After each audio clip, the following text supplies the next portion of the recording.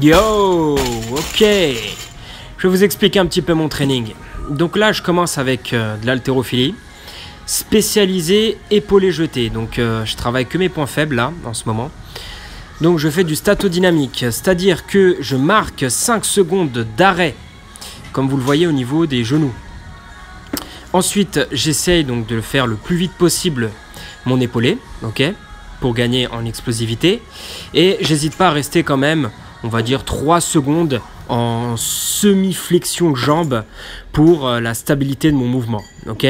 Et ensuite, donc je fais 3 répétitions et je termine avec un jeté debout, tout simplement. Donc là aujourd'hui, par rapport à mes pourcentages de travail, j'étais sur du 75% à peu près. Donc voilà, c'est une charge de travail qui me permet à la fois de me concentrer sur l'exécution de mon mouvement et en même temps de me permettre de l'évolution dans mes entraînements. Donc ce qui se passe dans ce genre de mouvement, c'est que moi, par exemple, en l'occurrence, j'ai tendance à garder la même vitesse du début jusqu'à la fin. Alors qu'il faut clairement envoyer les bouchées doubles quand la barre passe au niveau du bassin. Donc j'essaie de travailler là-dessus. Et donc au niveau de mes charges de travail, j'étais à 90 kg, je crois. Donc j'ai fait 3 x 3 à 90 kg. Et la petite dernière, j'ai fait 3 reps à 100 kg pour voir comment je sentais le truc. Donc là, je passe au deuxième exercice. Donc je m'organise comme ça, hein. Je fais d'abord un exercice relativement lourd, ok, et qui est général. C'est-à-dire, je vais reprendre le mouvement de base épaulé ou arraché si je fais une séance d'arraché. Donc là, on passe à l'exercice technique, semi-technique. Donc ça s'appelle de la chute d'épaulé. Donc là, je faisais de la chute d'épaulé debout, donc je faisais pas de flexion de jambe. Mais par la suite, vous allez voir, je vais faire une flexion de jambe pour aller cueillir la barre. Donc l'objectif de cet exercice est une fois de plus de travailler la deuxième phase. Cette deuxième phase-là, et je n'utilisais pas d'impulsion. Juste pointe des pieds, tirage, donc rowing trapèze si vous voulez. Et ensuite, je tirais avec les bras pour ensuite passer en position d'épaulé. Donc là, regardez. Donc, tac. Et boum, je me glisse en dessous. Donc, pointe des pieds, je me grandis, donc extension et boum. Voilà, je cueille la barre en épaulé. Là, je vous montre sous un autre angle. Voilà, de face. Pointe des pieds, voilà. Rowing et boum. Donc là, ma charge de travail, c'était 60%, je crois. Je crois que j'étais à 60%, entre 50 et 60%. Et donc, l'objectif, pareil, je restais sur des reps de 3. Et je crois que j'étais à 70 kg. Ouais, 70 kg, voire 80 kg. Donc là, pour finaliser cette séance d'haltéro, je place dernier exo, donc du jeté, tout simplement. Et j'essaye de faire du jeté... on va dire du jeté squat, je crois que ça s'appelle. Enfin, du jeté en semi-flexion. J'utilise pas de fente. Donc je travaille ce jeté là parce que je me sens bien. Et ça me permet aussi de travailler ma stabilité au niveau des épaules et de mon buste. Donc là, pour finir, je reprenais 90 kg. Voilà. 90 kg qui était la charge que j'ai utilisée pour mon exercice d'épaulé. Et je faisais un 3 x 3, pareil, que des jetés comme ça, 3 x 3 pour finaliser cette séance d'haltéro. Donc voilà, pour une séance d'haltéro, 3 à 4 exercices, ça suffit largement. Il faut bien les choisir en fonction de ses points faibles, voilà, comme pour la muscu, hein. Et j'aurais pu terminer avec du squat ou du tirage lourd d'épaulé, mais ça je le garde pour demain parce qu'aujourd'hui, logiquement, c'est mon upper body. Donc j'ai fait du jeté, j'ai déjà commencé à chauffer les épaules. Donc demain, comme c'est mon lower body, je vais balancer, enfin je vais finir ma séance d'haltéro avec du squat ou du tirage lourd ou même les deux. Donc là, je vous présente ma séance upper body, axée vraiment à la sensation. Je m'en foutais de la charge parce que là, j'avais pas mal utilisé mon système nerveux et tout simplement mon énergie aussi pour la séance d'haltéro qui a duré 1 heure à peu près, grand max. Donc là, je balance 1 heure de upper body et je m'organise en superset. Ok, pour gagner un peu de temps et parce que là, de toute façon, mon objectif, c'est de travailler à la sensation. Donc, je vais pas prendre très lourd.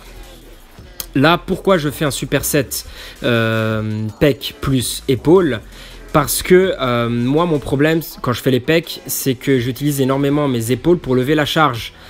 Donc, qu'est-ce qui se passe là? Mes épaules, je les fatigue.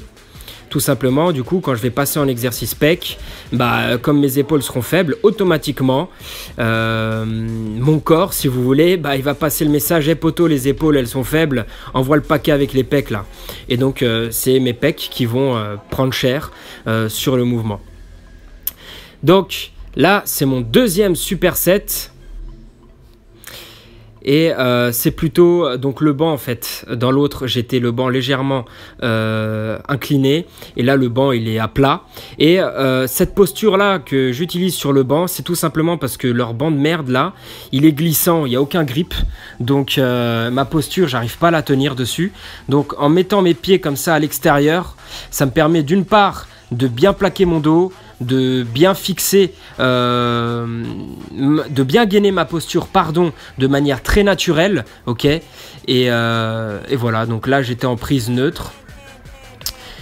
Je sentais une bonne sensation à la fin, donc j'ai envoyé quelques petites reps supplémentaires, hein, c'est cadeau. Donc là je partais sur de l'élévation latérale, unilatérale, donc légèrement penché comme ça.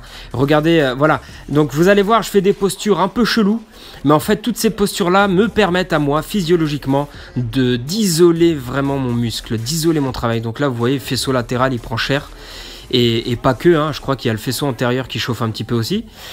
Donc voilà, là je vais vous présenter, là vous allez vraiment voir que de la posture, que du travail d'hypertrophie, bodybuilding bro. Là, j'ai envie de vous balancer un petit posing vite fait. Donc, musique. I'm a fucking bandit.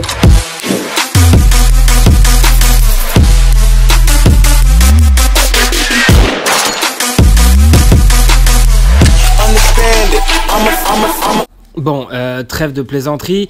Là, je passe au troisième, donc superset. Là, je vais chauffer biceps, ok. Donc avec une petite prise. Regardez, c'est quoi? C'est du, je crois que je faisais du neutre, supination neutre, je crois. Je balançais un peu quand même les poignets vers l'extérieur, ok, pour avoir une meilleure stimulation des biceps. Et comme vous pouvez le voir, donc mon corps ultra gainé, vraiment, c'est que les biceps qui lèvent la charge. Et deuxième exercice, vous allez voir des petites élévations latérales, mais très particulières. En fait, regardez bien mon poignet, je fais une légère rotation vers l'intérieur pour pouvoir justement recruter un maximum l'arrière de mes épaules. Donc une fois de plus, je suis gainé au maximum, j'isole au maximum mon travail sur l'arrière des épaules. Et voilà, je pompe. Et je travaille dans la brûlure, et quand je sens que je suis obligé de tricher pour faire les dernières répétitions, j'arrête tout simplement parce que ça sert à rien. Parce que ça va me forcer à utiliser d'autres muscles pour lever la charge, et là c'est pas mon objectif pour cette séance, c'est pas du tout mon objectif. Donc là voilà, j'étais pump de ouf. Hier on a pété un Big Fernand, là j'ai balancé la photo sur Insta, truc de ouf. Recharge glucidique à mort, j'étais pump, mais pump de ouf. Et bon, après avec l'effet du miroir et la lumière, ça embellit l'histoire, hein. Ne soyons pas fous.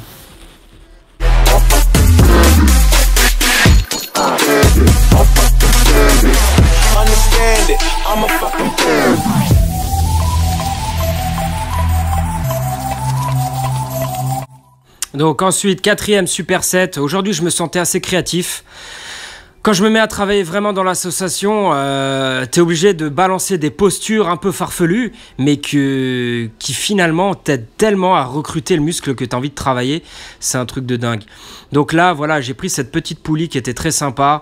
J'ai pris les petits poignets là, histoire d'avoir un meilleur focus sur mon dos. Et là, je vais le supersetter avec, je vais finir les épaules avec, et je vais ensuite balancer triceps sur la poulie d'à côté là. Donc ce qui est sympa sur cette poulie basse, c'est que vous allez voir, je vais prendre une petite posture sympa qui va me permettre en fait de faire des petites élévations latérales, mais voilà, vraiment petites, et ça me permet vraiment de focus à mort mes épaules et même de recruter l'arrière de mes épaules, regardez. Et donc évidemment voilà, c'est pas évident, si t'as pas cette machine, tu peux pas reproduire cette exécution là de travail. Mais c'est pour ça, à chaque fois que je viens ici, j'en profite, je place quelques petits trucs comme ça. Et donc là, je passais au triceps. Ok, pareil, triceps, vous allez voir, je vais vraiment focus que le triceps. Hein. Donc là, j'ai essayé de voir si je pouvais le faire dans cette posture-là. Mais non, je préfère l'autre posture, utiliser voilà, le poids de mon corps pour isoler la charge. Voilà, et exécuter le mouvement comme il se doit. Donc là, j'hésite pas à contrôler donc la charge pour pouvoir vraiment accentuer le travail des triceps. Et puis voilà, là une petite rotation de la caméra histoire de voir le travail effectué sur les triceps. Et puis voilà, on va passer au prochain superset.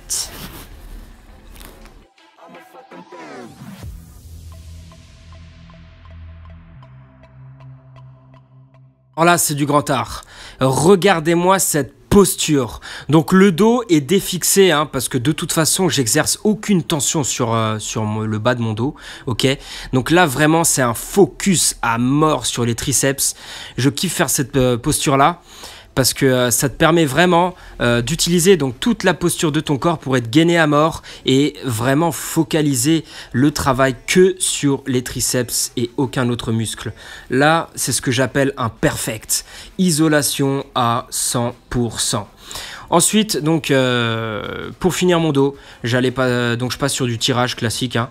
Pareil, petite posture sympa qui me permet de focus, d'isoler tout simplement, sans tricher. Et puis voilà, donc là, c'est la fin de ce upper body.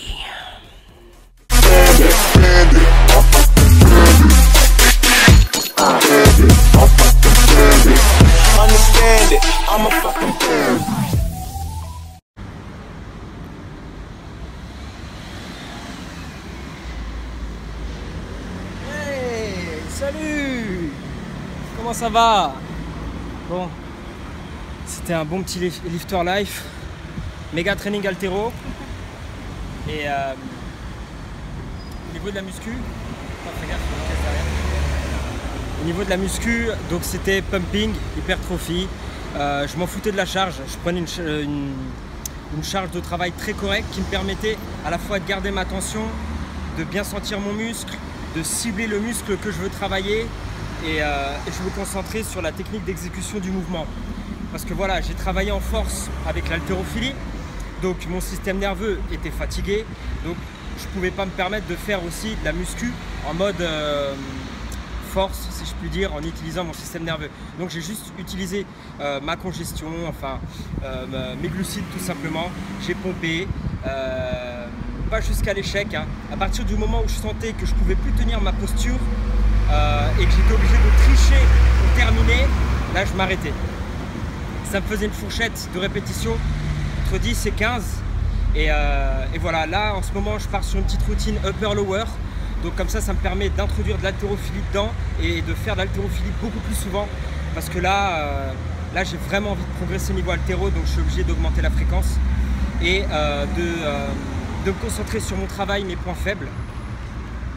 Voilà, j'ai suffisamment parlé. Là, on va aller recharger les batteries et je vous dis week-end prochain pour le prochain Lifter Life.